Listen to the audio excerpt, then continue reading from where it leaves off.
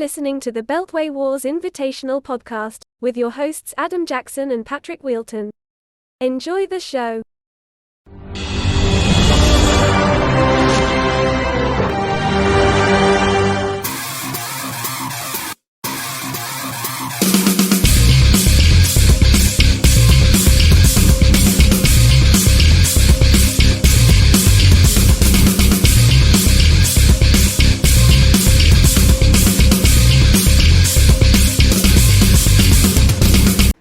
And welcome back to the Beltway Wars Invitational podcast with your hosts Adam Jackson and Patrick Wheelton for divisional round coverage of this week. And we had two main matchups this week. Obviously, looking at the scores, did not go well for me as Jake advanced to the championship game, as long with our podcast co-host Patrick Wheelton.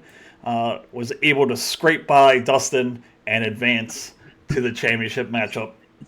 What we're going to do this podcast is go over the two matchups from the divisional round and then do a preview of the championship matchup and the third place matchup. So, Patrick, I know I ask you this every week, but I'm not going to ask you it this week. We're going to throw it up. How nervous were you going into that final game with Saquon Barkley to keep your fantasy football season alive? Very. And I had basically convinced myself that against this defense, this was going to be a blowout game, just hoping that they would keep Barkley involved enough in the passing game that he would somehow have a shot at some yards and a touchdown or two. And thankfully, he was able to be incredibly involved. I think he had, 23 carries, something like that. But we'll get into it more with the game, but definitely wasn't feeling good about it.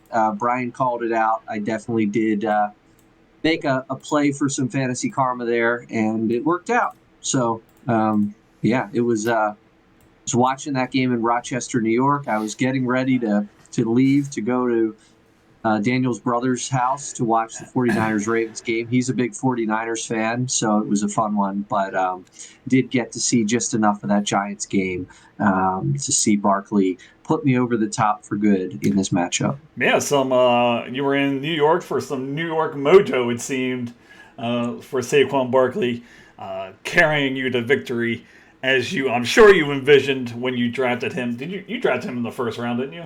Or second round? It was either first or second. I was at the end, so I was thinking, did I pick 12? You were last, so it doesn't really matter. Okay. Yeah. Cool, but let's start with, obviously disappointing for me. I lose to Jake for the second time this year, actually. Lost to him once in the regular season, my only loss. Lose to him again in the divisional round, ending my season 104.20 to 135.72.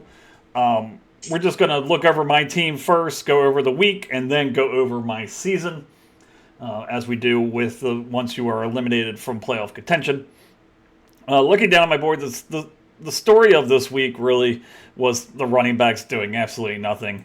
Alvin Kamara, only 19 yards rushing, 16 yards through the air. Joe Mixon, 43 yards, only 11 carries, which kind of shocked me.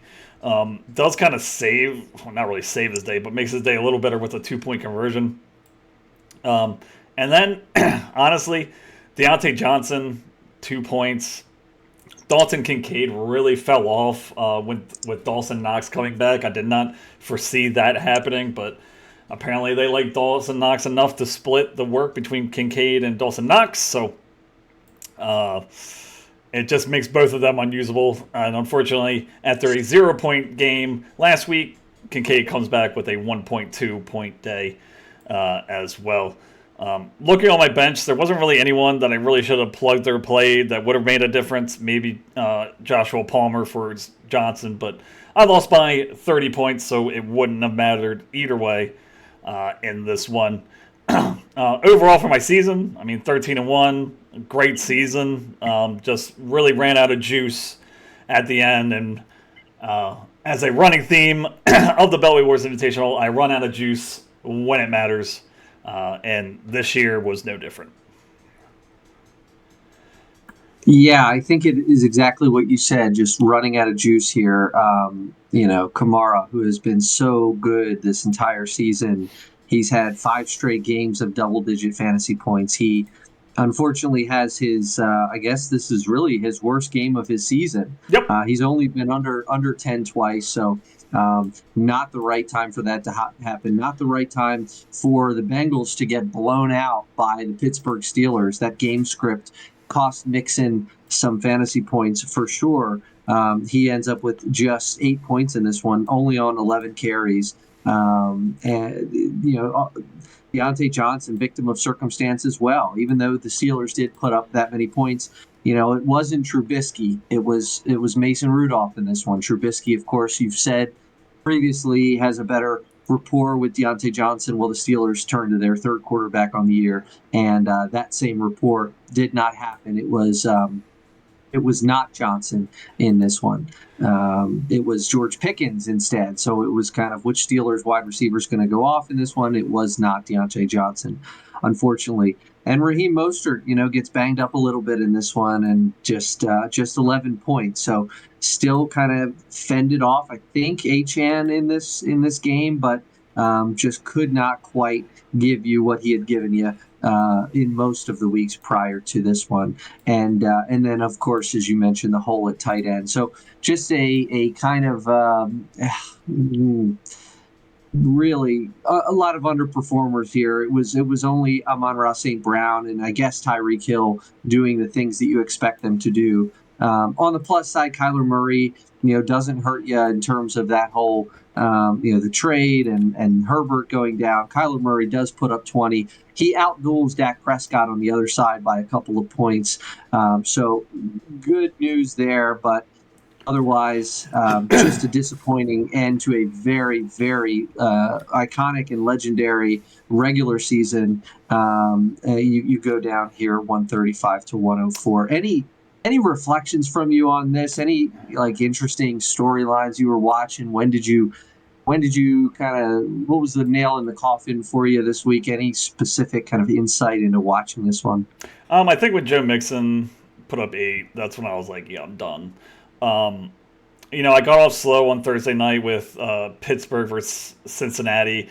Deontay Johnson, that's fine, 2 points, but you're going to have one dud probably in your lineup each game. But Joe Mixon getting 8 after Kamara on Thursday night getting 6, that was kind of where I was like, yeah, this is going to be a real stretch here with looking at J Squad having McCaffrey, White, Olave going off on Thursday night. Just wasn't really helpful for me. I know the trade will be, talked about during this all season about, was it the right trade? I really lost that trade, whatever. But I would just like to remind everyone, when I traded away Mr. Dak Prescott, he did not score over 20 points at all in any part of the season. He actually scored 4 points the last time when I traded him.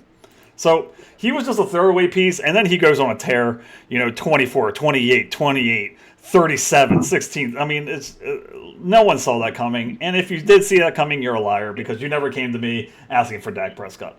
Mike Evans, I thought Deontay Johnson was going to be a little better than he was. I thought he was going to be the consistent piece for the Steelers. He was with Trubisky there, but that Steelers offense was just really bad all season long.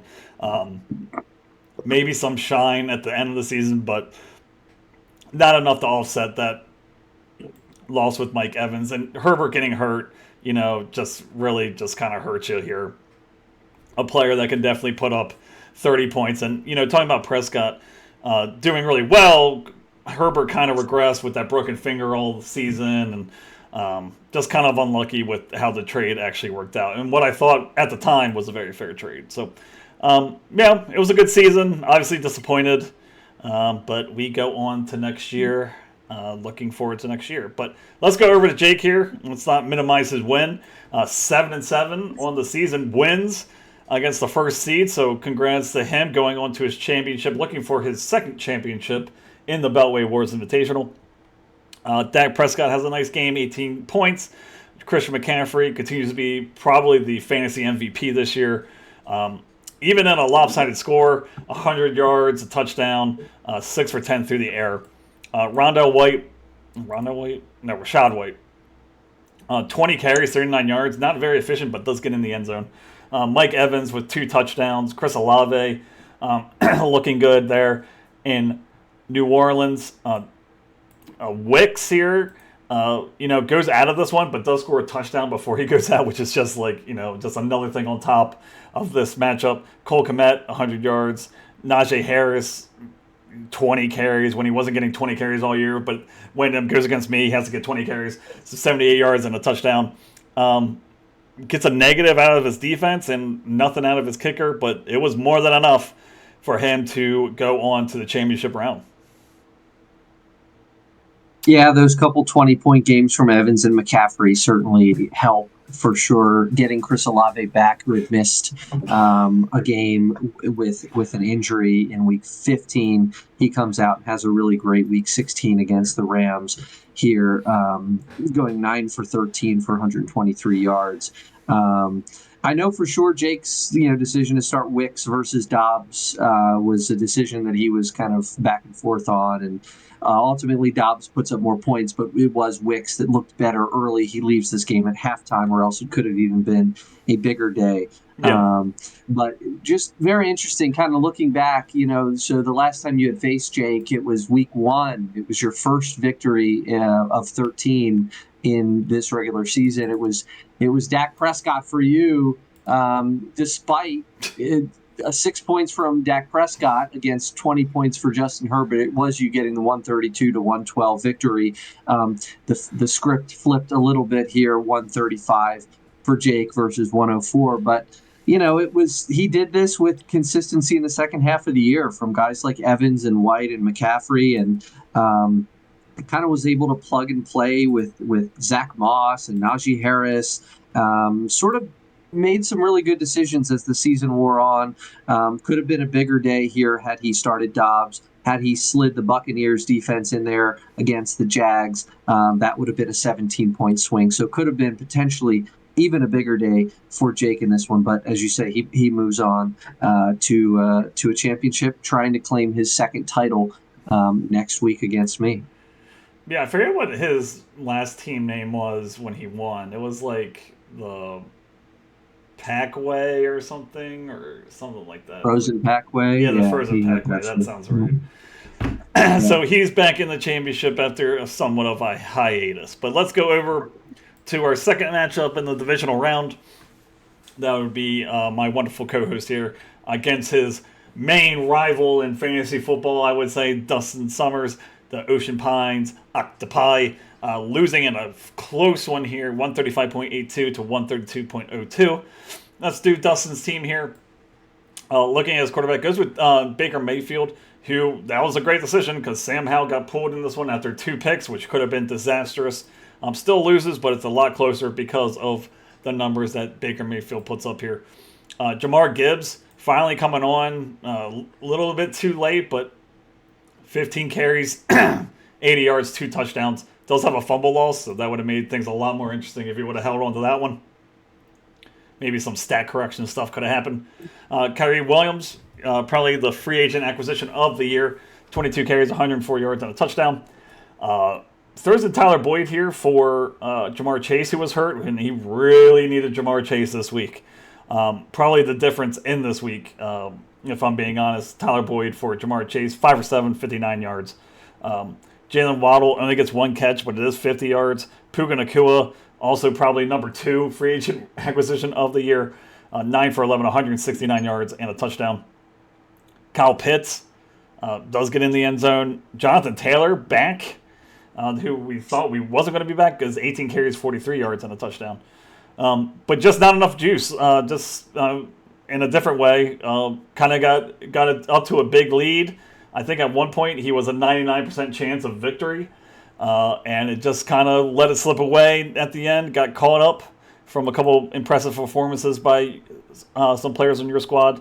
But overall for a season, I would say that at the beginning of the season probably wasn't a very talented team, but did the strategy of picking 3 people, spending most of his money after week 1, and got some really good players in Williams and Puka Nacua that really propelled his team to be where they are today, playing for third place at least. But a very talented squad, and probably the team that was most affected by free agent acquisitions, I would say, was Dustin's squad. For sure, he really changed his fantasy fortunes with those early additions. Of course, as we said before, you make those purchases early on in the year. You spend your fab bucks early, and you get the benefit of those players throughout the course of the season. And when it works out like this, where you find two superstars on waivers like that, it certainly is. That doesn't happen every year. It's lucky to find one of those guys, or even half of one of those guys. Maybe you get one of those guys for half a season. To be able to get both of those guys for virtually the entire season, certainly that is a reason why Dustin's team has made it this far. And this matchup really had all the swings, all the ebbs and flows of a kind of a rip your heart out fantasy matchup, especially being a playoff matchup. It started early with those two Rams. Kyron Williams and Puka Nacua really got the show started on their Thursday night game against New Orleans, the game that you and Jake had a little bit of interest on the Saints side. Dustin and I had a lot of interest on the Rams side. Nacua and Kyron Williams really kind of jolted Dustin's team to a very fast start. He had something like, 40 or 50 points after the first evening. So things did certainly not look very good for me at that time. And then, Dustin's team then Saturday, Tyler Boyd, 8 fantasy points. Okay, I guess that's kind of, maybe you're grateful that you get that out of Tyler Boyd there. So entering Sunday, with a fairly big number on the board, he starts off hot, right? He gets touchdowns very quickly at the 1 o'clock games with Kyle Pitts, with Jonathan Taylor, with Jahmyr Gibbs. He was off to a really hot start on Sunday, and it just stopped. Jahmyr Gibbs got a second touchdown, but other than that, these points just didn't really tick up much further. So he got off to that very quick lead. I didn't have anybody going until 1 o'clock Sunday. So all of my guys were I was watching those percentages tick down on Thursday, on Saturday, and to the point where it was sort of like a 64-36 proposition. And Dustin's team, fast start. Gabe Davis on the bench, 21 fantasy points. You can't really fault him for keeping it on the bench with back-to-back zeros. Well, and you can go back and say, if I would pick Tyler Boyd or Gabe Davis, you had to play one. I did say Gabe Davis. So. You did? Okay. All right. I said you need a home run. Yes, I did. It's interesting. I didn't. So Dustin, he came over to watch that Thursday night game with me, and he said he didn't listen to the podcast. So not only did he not appear on our Final Four podcast, he did not even listen to it. So whether that changed between that game and the end of this one, not sure. But maybe if he would have heard it and listened to you, maybe he would have thought a little bit more about getting Gabe Davis. Maybe this is the week to go for that kind of firework potential that Gabe Davis brings. But in the end, he sits on the bench. Tyler Boyd, 8. Jalen Waddle, 5 fantasy points. He leaves this game with injury, I believe. And really unfortunate end to a really great fantasy season. Yeah, like I said at the beginning of the year, maybe not the best squad in the entire world, but really used his fab money wisely and got some players and got himself back into a very talented position and with a chance to win the whole thing. Just not for him this year. But I don't remember.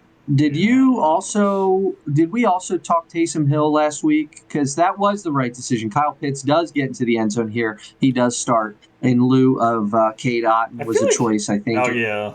Taysom I don't know Hill who really I said. I might have said Taysom Hill, but I'm not positive.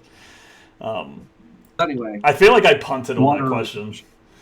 I feel like I just didn't answer because I didn't know. But going over the winning side here for what you're trying for your third championship of the BWI Awards Invitational, that would be the Calypso Blue Crabs. We have Tua Tagovailoa, who is no longer on your team. Scores a respectable 15 points against a tough Dallas defense. Aaron Jones, finally, 21 carries, 127 yards, 14 points. Could have been an even bigger day with a touchdown. Ty Chandler, I know that was a big discussion for you of who you were going to start. Very disappointing, 8 carries for 17 yards, but does salvage his day with a touchdown. CeeDee Lamb, 6 for 10, 118 yards, and a touchdown. Calvin Ridley, I think Calvin Ridley was really the difference maker here with someone that you weren't really expecting that to be that difference maker. Scoring 2 touchdowns, 90 yards. Really huge day for him and really put you over the top. DK Metcalf has a touchdown. Saquon Barkley gets you over the finish line to get you into the championship. But the main story here, I would say, is TJ Hawkinson out for the year. Don't really have a great option. In terms of tight ends, you picked up 2, I believe. Jawan Johnson and who was the other one? Hunter Henry. Hunter Henry. So definitely a big blow for you going into the championship. My question for you is, who are you think you're going to go with just now? Obviously, you have a couple days to make your decision. But who are you leaning towards right now in terms of Johnson or Henry? Probably Hunter Henry. He's got the injury concern. He was ruled out a couple days prior to the Patriots Week 16 game. So, but he is coming off of his last 2 games played, where he had, I believe, 2 touchdowns in each game, something like that. He has scored in bunches. Bailey Zappi appears to really favor him in that offense right now for the Patriots. So as of now, I think that is, I believe he's also got a fairly decent matchup, but we will look at that when we get on to the preview of the championship game. But, this was, like I said, I was waiting. I was having decisions to make, Tua over Stafford. That it turns out to be the wrong decision and could have been a costly wrong decision had this gone a couple points the other way. But, the other decision, Chandler and Connor, was probably the toughest decision I've made in any week of this fantasy season in this league. It was a very tough call. I make the wrong call at the end of the day. Chandler ends up getting a touchdown early in this one, but does not do very much the rest of that game. His workload, surprisingly, was minimal in a game that the Vikings stayed close with the Lions. So I expected there to be more work on the ground. They must have not had the ball very much, because it wasn't like Madison was a factor in that backfield. But even still, Chandler was very disappointing. Connor making a very tough case for me to justify leaving him on the bench any longer. I don't know that would be wise of me to do at this point. But, at the end of the day, this was a very close matchup. It had, like I said, those crazy swings. But I had just enough touchdowns, really. Lamb, Ridley, Metcalf, all over 12 fantasy points. 2 of those guys hit 22. So despite the kind of bad manager decisions I made, I was able to kind of squeak one out. Barkley, of course, on that Christmas Day game. So very exciting. We'll see what I have in store next week with obviously Tua is no longer a member of the team. So Stafford is going to get the start against the Giants, but we'll get to that in a minute. Okay, but before we get to that, let's go to our third place game. Let's just get that out of the way and let's preview that real quick before we get to the Granddaddy Championship game. So I'm going to be going against Dustin. In the regular season, I did beat Dustin. But looking at this matchup, I have Kyler Murray against Philadelphia. I have Alvin Kamara versus Tampa Bay. Joe Mixon against Kansas City. Tyreek Hill against Baltimore. Amon-Ra St. Brown against Dallas. Right now I have Joshua Palmer at the third spot against Denver. Dalton Kincaid against New England. Mostert Mostert against Baltimore. Aubrey, the kicker, against in the Dome against the Lions, and then Denver's defense against the Chargers. Dustin has Baker Mayfield against New Orleans, Gibbs against Dallas, Williams against the Giants, as you mentioned, Tyler Boyd against KC, but that does all determines if Jamar Chase plays in this one. Jalen Waddle against Baltimore, Puka Nacua against the Giants, Kyle Pitts against the Bears, Jonathan Taylor against the Raiders, Myers, Pittsburgh, and then Green Bay's defense against Minnesota. Should be a pretty close matchup. I'm kind of leaning towards me getting the victory, which means that Dustin's probably going to beat me by 40. But I just like my matchups a little better than him. He has some injury concerns in terms of Jamar Chase and Jalen Waddle. Jalen Waddle doesn't have a great matchup against Baltimore. Neither does Tyreek Hill, but I think Tyreek's a little bit more matchup proof. So we'll see how that turns out. No one's going to be watching this game except for me and Dustin, so it doesn't really matter. But you get a little bit of bragging rights, at least if you can get into third place after the season. So should be interesting. But as of right now, I am projected to score 114.83, and Dustin's projected to score 108.31. Any thoughts on the third place match game? Well, I'm not even sure if Dustin's going to be watching this one necessarily, but he seems like a very extremes kind of guy, right? Like if you're not first, you're last, or something like that. So I wouldn't be surprised if he's not paying much attention. If the Orioles bump the Ravens off starting the season at home, he won't watch the Orioles for 5 years. That kind of thing. Something like that, sure, absolutely. True story. I mean, he will be.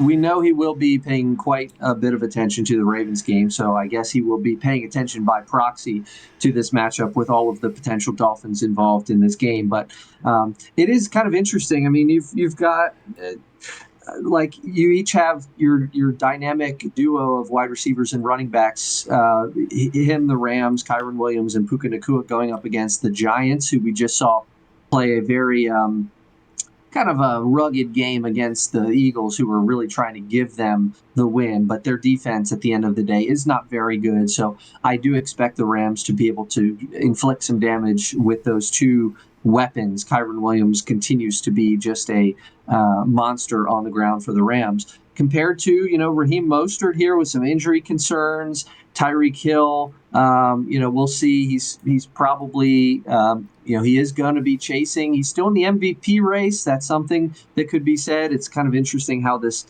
season shakes out with the MVP race. Still a lot to play for these guys. Playoff implications, obviously. This is going to be a really great game in Baltimore with the Dolphins coming in to town. But I don't know. I mean, I may give the edge a little bit to Dustin just for the fact that those Rams have a better matchup than Tyreek Hill, than Raheem Mostert. We'll see what his injury situation looks like. He missed practice yesterday on Wednesday. Or I'm sorry, today. Is today Wednesday? I'm all thrown off. Yes, today is Wednesday.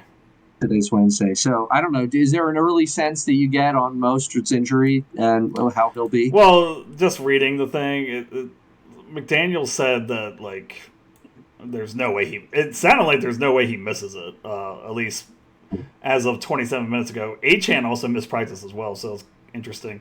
Mostert usually misses practice on Wednesday just in terms of load management, so not really too concerned about that. But McDaniel said something like, it's going to take me everything I have to keep him off the field, so it sounds like that he's going to be just fine to play against the Ravens. But it'd probably be better for the Ravens if he didn't play. But I think he's going to be out there on Sunday.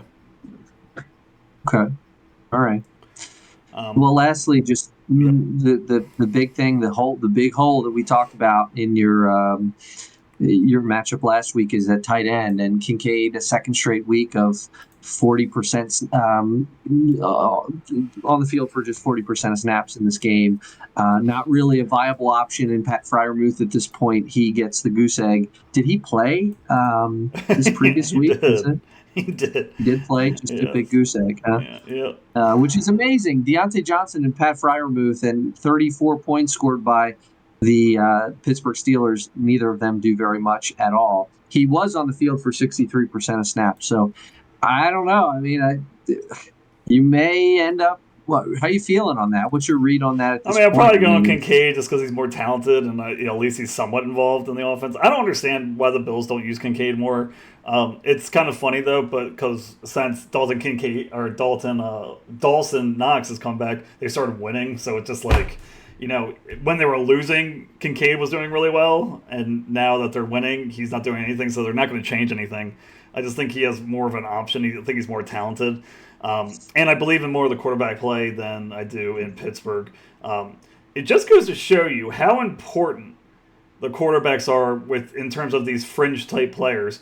You look at Pat Freiermuth, they go to Mitch Trubisky, his first game, has over 100 yards receiving. Everyone's like losing their minds. Doesn't have anywhere close to that the next couple of weeks, but is targeted 5, 7, 4 times.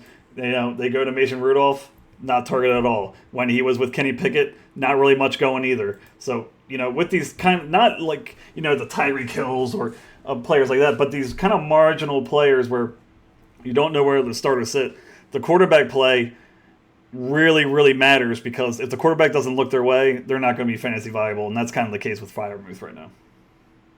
So, yeah, I think right now I'm just going to go with Kincaid and just hope that he gets in the end zone. But let's go over to our championship bout, the heavyweight title here. Look at these projections. Very, very, very close. 120.24 to 119.81. You are currently in the lead by half a point, basically. You have Stafford against the Giants. You have Saquon against the Rams. James Conner is in your lineup against Philadelphia. CeeDee Lamb against Detroit. Nico Collins, who also wasn't in your lineup this week, against Tennessee. You have DK Metcalf against Pittsburgh. Hunter Henry against Buffalo. Aaron Jones against Minnesota. Jake Moody, new addition, against Washington. And then Cleveland's defense on Thursday night against the Jets. So just looking at this, the two main things that I'm taking from what you have set right now, Ty Chandler out for James Conner. We talked about that a little bit. And also, the guy that probably saved you last week is out for Nico Collins. What's your thought behind that? It's a matchup thing. It may be dependent on whether CJ Stroud gets back for this one. If Stroud ends up playing in this one, I think I feel good about Nico Collins. Tank Dell obviously lost for the season. I think Nico Collins will regain his really great chemistry with CJ Stroud that we've seen. And Ridley's matchup is just tough. Carolina, terrible football team, but actually quite a good defense, especially against the pass. And Ridley's kind of what he's done as of late. It's been he's struggled against very good defenses. He's struggled against Cleveland and Baltimore. His really great performances, his blow-up performances lately have been against Tennessee and Tampa Bay, two teams that tend to give up quite a bit through the air. So right now it's a matchup thing for those guys. For Connor and Chandler, it's not a matchup thing. Connor does have the tougher matchup against the Eagles. We did see what Barkley was able to do against the Eagles. They have been more they've played more poorly against the run in recent weeks than they have at the beginning of the season. So maybe that matchup isn't as bad as it initially looks. Ty Chandler looked just hard to trust. A little bit of a plus matchup, but man, 8 carries for 17 yards. I kind of had it in the back of my mind that could have happened last week, but I don't think there's any way that I could go on if I lose this week and it's because Ty Chandler is in the lineup. I don't know that I could live that one down. Gotcha. So you do have a lot of plus matchups here, I would say. Even the James Conner against Philadelphia, I would say, is a plus matchup. Detroit against Dallas, that should be a shootout. You just talked about Nico Collins with C.J. Stroud hopefully being back. Metcalf against Pittsburgh, probably a little bit of a tough matchup, just especially with that Pittsburgh defense. Aaron Jones in the Dome, you'd like to see that. And, of course, Cleveland's defense against the struggling New York Jets offense is a top-tier play for you this week. So a lot of good matchups for you, but let's go over to Jake's side here. Kind of the dark horse of this year, 7-7 going into the playoffs. Dak Prescott against Detroit. I would say that's a plus matchup. Christian McCaffrey against Washington. I don't think you can get a better matchup than that. Probably going to be ahead early and often, and they're going to ride his coattails. So you're just hoping for minimal damage from Christian McCaffrey. You know he's going to get his points, but you just hope it's not a 4-touchdown game from Christian McCaffrey.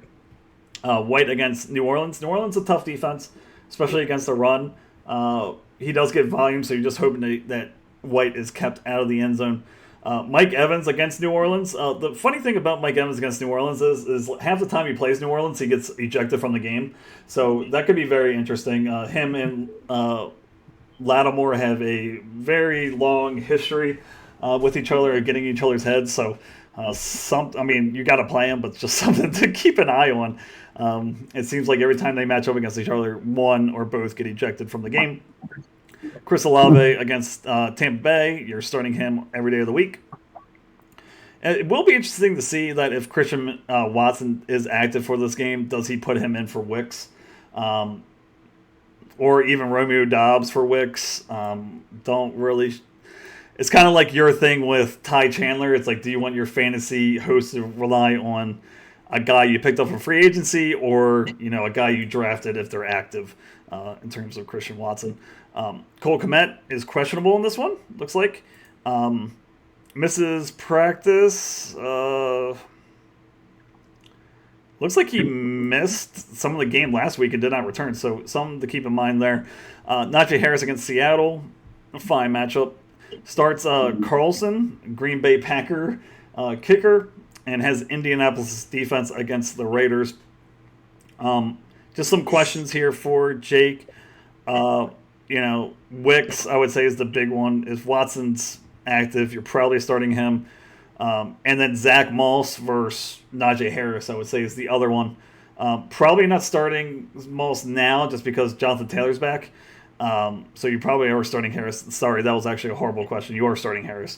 But a lot of close matchups here, so this should be a very high-scoring contest, I would say, and one that probably goes down to the wire. I'm trying to see who has the latest games here, because I don't think – are there any more Monday night games? There might be one this week. I don't know. But we will know on Sunday night. After the Sunday games, who is the champion of the Beltway Wars Invitational. Just because you're here, how are you feeling about this matchup? Do you feel confident? Are you not sure? Who's the player on Jake's team that you're watching the closest, you're monitoring the closest in their matchup? Interestingly enough, it's the three Packers wide receivers. It's Wicks, it's Dobbs, and it's Watson. And it's sort of one of these situations where I'm hoping that they all play. I think Jake is hoping that one of them plays. The more wide receivers that play, the more chance there is that Jake picks the wrong one or two. And so if he ends up getting one of those guys healthy, they're currently, Wicks and Watson are both questionable, and Dobbs looks like he's healthy. He's like one of the only ones on that Packers wide receiver room that is healthy here. Jaden Reed also does not appear to be healthy. So it's kind of one of those things, like Jake's may have a tough call if he's got a couple of these guys that end up playing in this one. The other kind of interesting storyline for me is going to be Dak Prescott and CeeDee Lamb. I potentially have the counter to all of those Prescott points. I've got the biggest target in that offense in CeeDee Lamb. So potentially a bit of neutralizing Prescott's upside with the fact that there's a high likelihood that Lamb could be the beneficiary of a lot of those points for Dak Prescott, and vice versa, right? It works both ways, of course, for Jake and I in this one. That was an interesting tidbit on Mike Evans and Lattimore. Didn't think about that. That could be something that's fun to watch. The Saints have been a little bit hit or miss on defense right now. Evans and White, the two Buccaneers for Jake. We talked about it with your team, your Dolphins, Dustin's Rams. Well, it's Jake's Buccaneers here going against the New Orleans Saints in a 1:00 tilt on Sunday. So lots of interesting things to watch. The Colts defense has been solid. I picked up all those defenses because I frankly don't love the matchup for the Colts right here against a Raiders team that's been playing with a lot of heart to end this season. They've kind of salvaged their year. I think that's a team that could, win that game potentially. So I certainly thought there were some better options in free agency. So it'll be interesting to see how these injuries designations shake out. Cole Kmet, Chris Olave, both questionable to start the week. compared to only Barkley for me that currently has an injury designation. And you have to think that Barkley's is more kind of veteran rest this early in the week. So that could potentially be a factor. If either Kmet or Olave miss this one, that could really spell trouble because your backup options here, there's a lot of question marks, both in terms of Beckham, Moss, you mentioned, the Packers wide receiver. So not a whole lot of depth that you feel confident in if one of those guys happens to miss this game. Yeah, for sure. I think that's a great point. But I do think that if everyone's healthy, this is a very even matchup. I'm going to stay away from predictions, just to not to show any favoritism one way or another. But like the projections say, 50% to 50%. So it's going to be very close, regardless. Hopefully, just for entertainment purposes. Maybe not for you or Jake. Maybe I'm sure you guys want to blow out so you don't have to worry about Sunday night, but. For the rest of us, we hope that it's a good matchup, and if Jake wins, it will be his second title, and if you win, you will have 3 titles under your name. But that is all we have, or did you want to add? Let me ask one question. I wanted to ask one question. I have a my toughest start-sit decision. Nope. You told me to worry about the third place game. That is what I'm worrying about. I am not worried about your championship. You have made it this far. You can make your decisions. Do not take my decision. It was going to be the defenses. I don't think it's that hard of a defense. I mean, you can't go wrong with the Browns versus the Jets or the Niners versus the Commanders. Both of those are solid. But that honestly is my toughest call this week. For me, the way Connor has been playing, that, like I said, I'm not even going to tempt fate with Ty Chandler once again. Right. Okay.